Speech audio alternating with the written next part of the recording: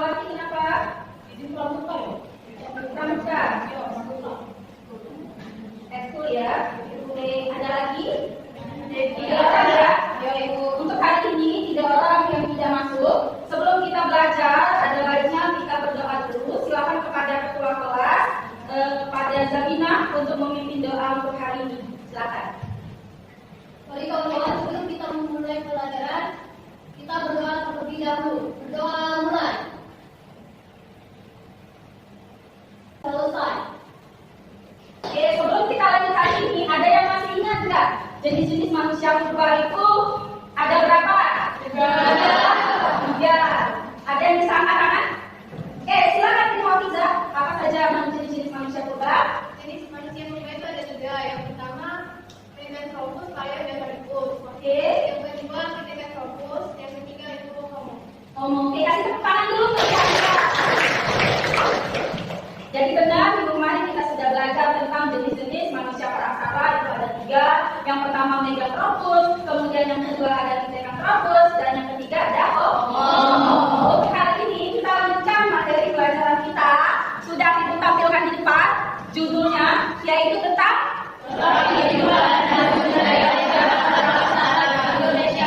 corak kehidupan dan hasil budaya masyarakat praksara di Indonesia. Jadi hari ini setelah kita kenal kenapa jenis manusia praksara yang hidup di Indonesia itu cuma ada 3 jenis ya. Kemudian hari ini kita belajar kembali tentang corak kehidupannya. Bagaimana sih corak kehidupan manusia purba di masa praksara di Indonesia? Kemudian apa saja hasil budayanya? Kelihatan gambarnya? Iya. Ada yang tahu ini gambar apa? Gambar manusia purba. Apa yang mereka? Ya, mereka sedang memasak hewan buruan. Ya. Kemudian kalau lihat di sini, mereka tinggalnya di mana? Gua. Mereka tinggalnya di gua. Ada yang mau tinggal di gua? Ada. Ya, tapi kita akan mempelajari tentang hal ini. Kita akan mempelajari bagaimana sih kehidupan manusianya sampai ke hari ini. Ya, artinya kita belajar tentang perkembangan kehidupan mereka. Karena di setiap zamannya nanti akan kita bahas bagaimana perkembangan manusia purba. Oke, Ibu next. Di sini sudah Ibu tuliskan, ya, kompetensi dasar kita pelajaran kita pada hari ini. Kita ada di KD 3.2, yaitu KD-nya menganalisis kehidupan manusia dan hasil budaya masyarakat praaksara Indonesia. Kemudian yang kedua, menyajikan informasi mengenai manusia dan hasil budaya khususnya masyarakat praaksara Indonesia. Ibu next.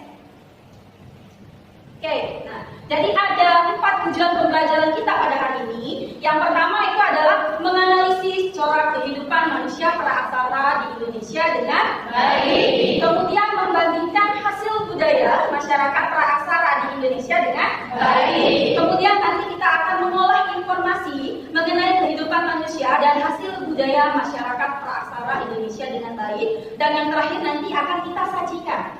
Ya, melalui kegiatan diskusi kelompok akan disajikan informasi dalam bentuk tertulis mengenai kehidupan manusia dan hasil budaya masyarakat praksara di Indonesia. Kemudian selanjutnya sudah mengenal bercocok tanam. Kemudian sudah ada peninggalan yang namanya sampah dapur atau joken modiner. Ada yang tahu sampah dapurnya itu apa? Kerang. Iya betul, Zabina. Jadi sampah dapurnya itu berupa kerang. Ya. Kemudian ada lagi yang namanya buah. Nah, buah-buah itulah tempat mereka atau manusia purba itu hidup di masa Mesolit. Ya. Jadi di masa Mesolit itu mereka itu sudah mulai menetap atau semi menetap di goa. Selanjutnya ada zaman yang ketiga. Yang pertama itu masa bercocok tanam atau yang kita kenal sebagai Neolithic. Ya. Yang pertama itu corak kehidupannya yaitu sedenter. Sudah membentuk suatu ya, inilah tadi kata Ibu yang namanya perkembangan kehidupannya tadi. Jadi di setiap kehidupannya itu sudah mulai berkembang, baik dari pola hunian. Nah, selanjutnya penjinakan bercocok tanam, kemudian penjinakan beberapa hewan tertentu, kemudian perladanan berpindah-pindah atau lahan kering, kemudian terbentuknya desa-desa kecil atau pedukuhan. Ini kata Ibu tadi. Mereka sudah mulai membentuk yang namanya perkampungan. Nah, ketika adanya perkampungan, mereka mengenal yang namanya sistem kepemimpinan. Nah, ya, ini adalah gambar hasil kebudayaan dari zaman Paleolitik yang tadi. Ya. Ini gambarnya. Yang pertama ini adalah gambar kapak genggam, kemudian ada kapak pribas, kemudian ada yang namanya alat serpi. Di mana Paleolitikum ini terbagi dua menjadi kebudayaan yang pertama kita, yang kedua adalah kebudayaan. Untuk hari ini kita akan membahas itu tentang beberapa permasalahan. Yang pertama, permasalahannya yaitu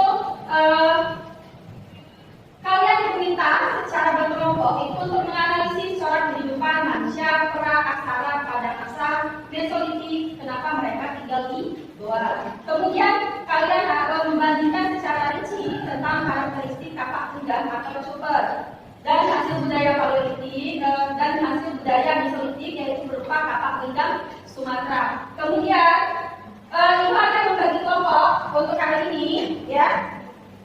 Silakan untuk kelompok satu. Ini kelompok satu terdiri dari Cinta, boleh duduk di sini, ya. Kemudian Paulina, Aisyah, Satria, Rani, Ferlita di sini. Silakan duduk. Ya, silakan. Kemudian di kelompok tiga, Rika, Tri Hafiza, Sinta, Sri Kandi. Oke, kalau sudah Ibu tadi sudah membagikan dengan kalian itu bahan ajar di grup WA, boleh di-share nanti itu sebagai sumber kalian belajar selain buku pelajaran kita yang biasa kita pakai, ya. Kemudian Ibu bagikan LKPD kepada kalian, ya. Ini LKPD yang akan kalian kerjakan, ya. Yang akan kalian kerjakan nanti per kelompok. Silakan kalian tuliskan nama kelompok, kemudian kelas, kemudian nama anggota kelompok. Selanjutnya silakan di sini ada tugas yang harus kalian diskusikan. Jawabannya silakan kalian tulis. Oke? Oke, Ibu bagikan.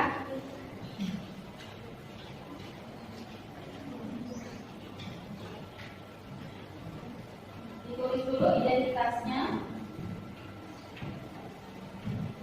Oke, silakan langkah pertama kalian tulis. Ya, nomor 2 itu membedakan bagaimana hasil kebudayaan di zaman Paleo dan Meso.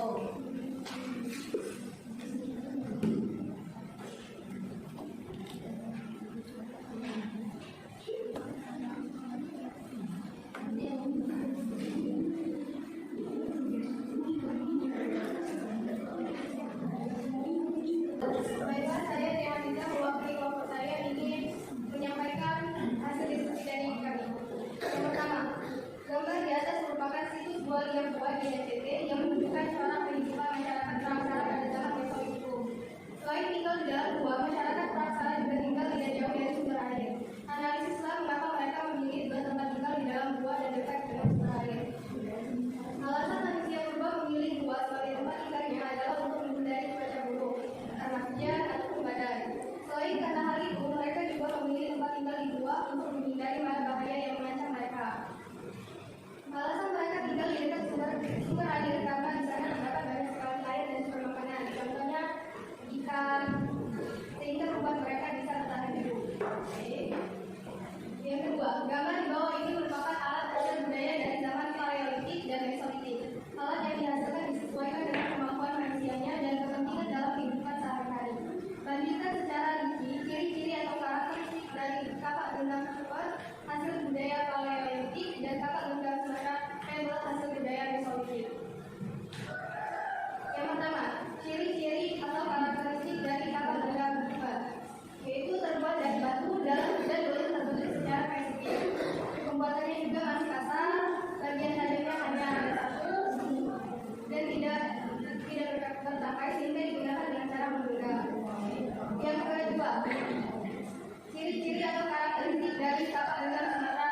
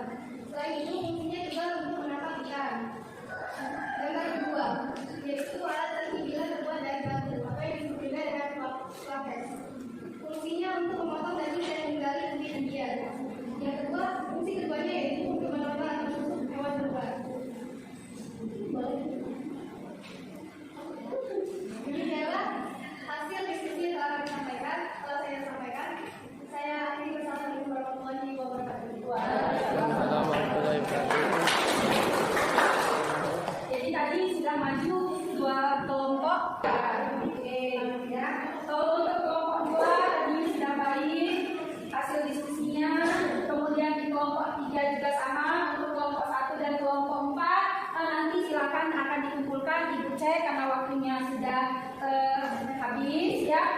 Kemudian sudah kita tarik kesimpulan bahwa tadi bahwa mereka tinggal di goa karena mereka membutuhkan tempat tinggal untuk mereka berlindung dari binatang buas. Kemudian dari cuaca.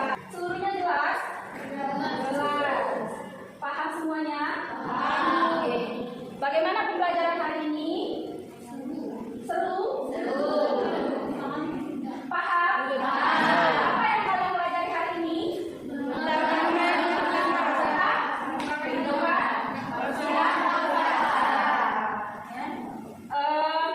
Sebelum mengakhiri pembelajaran, Ibu ada latihan berupa soal esai, ya. Ada 4 soal, silakan dikerjakan nanti di rumah, ya. Untuk minggu depan itu kita nanti akan belajar, kita lanjutkan materinya, yaitu mengenai zaman megalitum. Jadi minggu depan kita akan belajar tentang zaman megalitum. Silakan kalian baca-baca dari buku ataupun sumber internet. Minggu depan akan kita bahas itu zaman megalitum. Terima kasih untuk hari ini, ya. Semoga ilmu yang kita dapatkan bisa kalian manfaatkan di dalam hidup kalian.